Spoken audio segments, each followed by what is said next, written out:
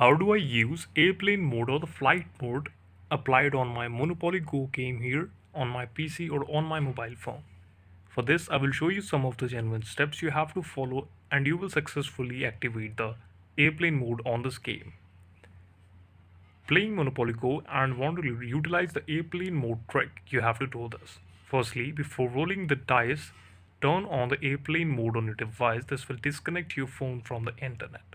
Now you have to roll the dice, and while in airplane mode, you have to roll the dice. If you like to square you land on, turn off the airplane mode to save the result and protect with your turn. Unwanted results. If you don't like where you landed, keep airplane mode on.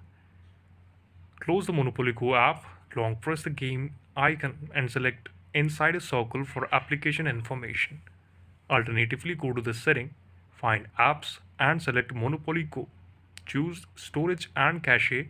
Here you have to clear all the cache related to your account. Then turn off the airplane mode and your game will be the back. Thank you so much for watching this.